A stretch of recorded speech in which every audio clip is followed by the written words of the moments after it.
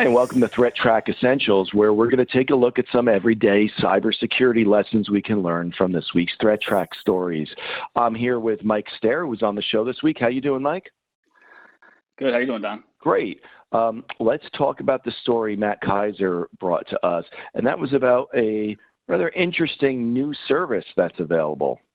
Yeah. So this one is interesting. It's sort of a bug bounty for malware authors. So we tend to think, about these bug bounty programs, these software quality, more focused on legitimate software services. But as Matt kind of talks about, software is software. So these same issues we see, in all legitimate software, they are found in malware also. So sometimes they're there purposely, right? So backdoor that lets the malware author who ultimately created the software get access later, even if another bad actor is using it, or if it's a vulnerability, just so, something on accident. Really interesting kind of detail. The article on Brian Krebs goes into some background on the various actors themselves, but just a new look maybe at common practice in securing and your software quality and how it applies, to even malware. So I guess in terms of advice for people, there's really none to give here because this is not software they should be having in the first place. That's right. Unless you're a malware author, you want to improve your malware, really shouldn't apply to you. Just interesting, obviously, to know that this exists, right? Kind of in the whole landscape. Certainly, if you're a developer, right, you probably appreciate maybe the steps that you go through to make sure that your software is sound, and that same thing applies to bad actors. Now, you brought us a story about a crypto miner that's made its way into some supercomputers. I guess first, tell me what cryptocurrency mining is. Yeah, hopefully, if you've watched the show before, we've had many stories on these crypto miners. So if you're familiar with any of the cryptocurrency, Bitcoin obviously is the big one. You use these computational resources, computer processing to generate this cryptocurrency. So bad actors, want to use someone else's, processing power or electricity. So they install malware, on other devices that again are mining for this crypto, so that they're, kind of putting it into their crypto wallets. So they're getting back the benefits of that processing. So if you wanted to do that, it would help to have the most powerful computer that you could get your hands on, right? That's right.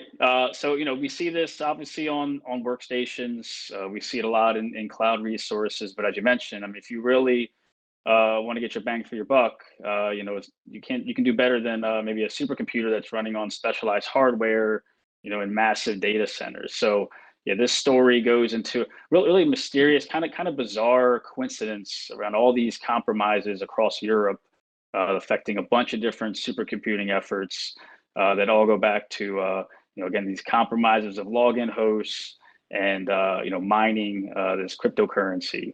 And so it's definitely an interesting one. It's got some interesting variables and also some reports that have some details on some indicators of compromises, some IP addresses, you could look out for.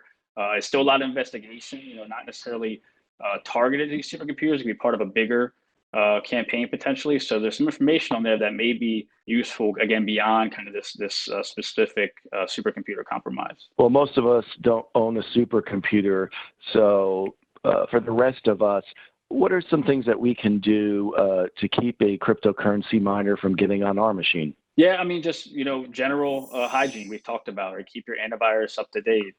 Be careful what you click. Look out for phish attempts, right? So, common crypto miners get installed with malware, again, that you get through these common kind of vehicles, again, like phishing. So just, practice good hygiene. Obviously, keep an eye on your CPU. If all of a sudden your computer starts just fans spinning in the middle of the night, you leave it on, it's a good chance that maybe you got a crypto miner on there. And lastly, Chris Rocco brought us a story about a vulnerability with Firebase. Tell me what that is. Yeah, so another interesting one. It's based on Android apps. And Firebase, as you mentioned, it's a Google Cloud PaaS service, so platform as a service. So it's not necessarily a server that the developers administering. But Chris talks about how just lack of authentication in a bunch of different Android apps leads to these databases being exposed directly on the internet.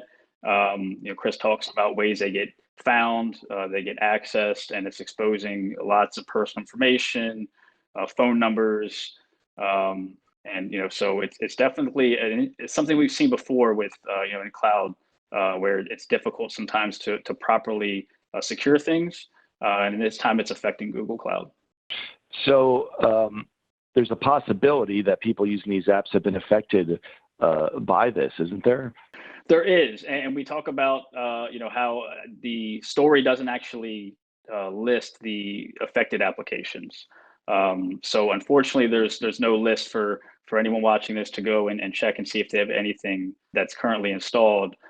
We may see that exposed, in the coming days or weeks. So it's targeting the Android platform. So again, just be careful what applications you install and that you're running, because Android tends to give a little more permissions. Thanks, Mike. Thanks for being on the show this week. Thanks for all that great advice. And for all of you watching, so you can keep up with this great advice, please like or subscribe below. And if you want to take a deeper dive into any of the stories, click on the playlist. We'll see you next time.